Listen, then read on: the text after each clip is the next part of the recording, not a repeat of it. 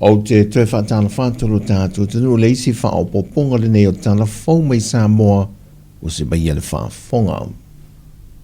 O lo utalia nei le whaai unga le whaamasinonga e le tāro sanga toe luilo a le fionga la auli le ua tempola te Valfose Schmidt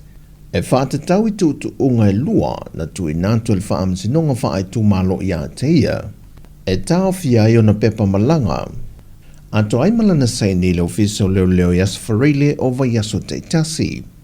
Mai oni tu unga na tu inatu le whaamsinonga le fionga la auli, o no se mata au polo tua iai o ie le ofiso leo i le amatanga o le tausanga. Mai le fina o le tamaita ilo iolo tu lai mo le fionga la auli, e le eise tu langa e ono whaapopole nai le whaamsinonga, e le ono malango le fionga le whaipole e tino i whafo, ai le whaatasi mai i le teimia wala a waile whaamasinonga.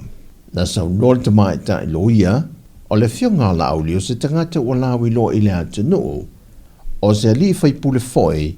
mai o se tangata foi o lo o iaia na pisi nesi o lo whaatino i le atunu. O lona soifuanga atoa foi e au maula vai Sāmoa, e ui o lo ia u miene tu se folau se lua. Ai o le ale a vea le masatulanga e onu whaapopole nai, a fionga i whaamasino. O le seini foi e le fionga la auli lo fiso leo, e ono a fiai a latu tāpenanga i whaalau i loa, a le bainga whaupofai mo le tāpenanga, e le whinga pālota i le tausanga fau. O le whinonga a le tu o le fionga la auli i le whaamasinonga māwalunga le neiva yaso, e nei mo whai le whaamasinonga māwalunga, o na solo ia tu unga e lua.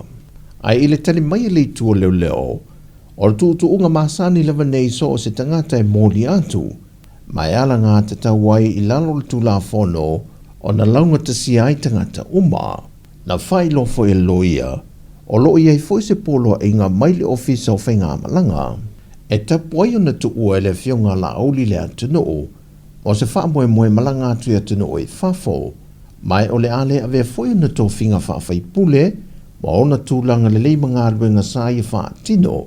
e sui ei le vaai le tula fono, mai i le paia lau telo le atunu, pe a whai e mōli atu. O tūlanga fo i le seini, e ba whai lava o na whetu nai i tū malo o loa ngai i ala tō whaalau i loa,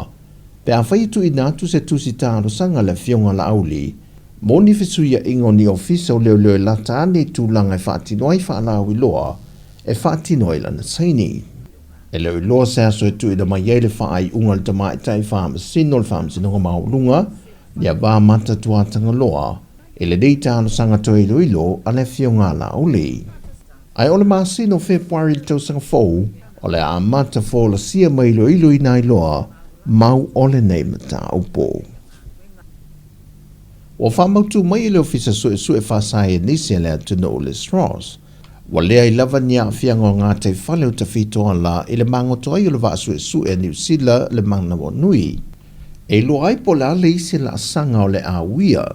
na vai lo fo e le li te tai o le vaenga awa New Zealand, o lo o lātou whaatino whaatasi ma vaenga Sāmoa suenga, ma le ngā ruenga o le avesea mai leo suau u mai i le vaa mangoto. Ato ai mai si o vaenga o tō tonga o le vaa, e ono whaalenga i nai le ngā tai whale, ma ua whaamaunia fo i e Sāmoa e ala i le ofisa sue whaasai e nisi, wa leo iai lava nia a fianga i suenga o lo o lātou whaatinoina, e ngā tai whale o ta whito ala. Mai i le whaamasinonga, o le vai aso neina toi tūla e le tamaita i o Lise Marie, e lomo le whaamasinonga e afua mai le tusi nei e tusia, o lo ta uaile iai o se sootanga o le tamaita i pālemia, e le maliu fasia o le tamaita i profesa, ia Caroline sina vai ana capet i le tausanga umawai. E tau o le manga o le whaamasinonga le vai aso le nei, na tālo sanga tuele tua leo le tamaita i whaamasino, talasa atoa sa anga, pe mawhai ona tu e nātu se lua vai aso e toi tolo ai le mata opo, se e whamautu mai a lātou mō lianga, e mōre tamaita i a lise, e le i ei se lo ia na tūla e mō ia. Ai le whelua inga taru e nei le whiangal komisino mtanga luenga leo, ma le autu stala nei e whaai loai, le telo vaenga ta ua le tusi ua o iai a lātou suenga, e au fie whalitari malo, ma i lātou pe o na ta ua i le tusi. Na tau tino fo i le fionga le komisina, o Iesu e su enga no lātou wha tino, e le wha mao nia le tele o vaenga te tā ue le tusi e le tamai tai. Mai na aveo se temi mau le au whainga luenga Iesu e su enga, ono le tele o vaenga au tūsa tuli o loi le tusi, e le wha mao nia. E le ngata ina wha mai mo e le vaenga le Imaginary Science Sāmoa, ia alo ma whanau le atunu o loi te tonu le loto ala to manga mo e pōpō ngā tia, e nisi o whaatinonga ma su e su enga whaasai e nisi na whaatino, ai o lo tuli atuai male aunga autu, o le whaata tu leo se isi lumana i le leitu langa tau ia o onga, ma whaai ua tuai lava i ni ngā ruenga le leili lumanai, mo nialo mani whanau o lo i te tonu o le si o manga le nei, la tau te fia o ina le nei to mai. O se teimi mo mua le nei wha ngā solongo le tele o maupōr kalame na whaatino te tonu le to manga, wa whaanau i loa tuai nei to mai manga wa mo i la tau. Ta ue le sui le pūlenga le to manga. Se whaamoemoenga sa mana o mia lava o na ia au mai le por kalama lea le Imaginary Science e te tonu i alom whanau ia a le atunuu e le tonu to manga ina ia lato mawafo ele wanoa e lato te pei o whanau i tua ia o ngai e tua whalau tele le lato malmalama e tu langa tau scientisi ma mea e pei o na iari por kalama le asol nei so o le ano tonua ia maua lato le wanoa e whalau tele ai lato malmalama. O le porkalame sa awai te foi se te maitai o se sui o porkalame whaasai nisi maili UNESCO na te mōli mawina e mo le temi mō mua alu ma whanau o le tō manga. Lena ia langolango ina le tāua telo le whaatino ai o ietu ai ngā porkalame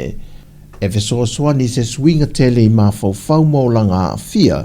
o na ialo ma whanau o le atunuu. O tala fawia, manuia le alo atu o lo tātua atunuu le whaamana tuina o le maliu o le tātou whaola le whai uon nei wa yaso, wha soifoia.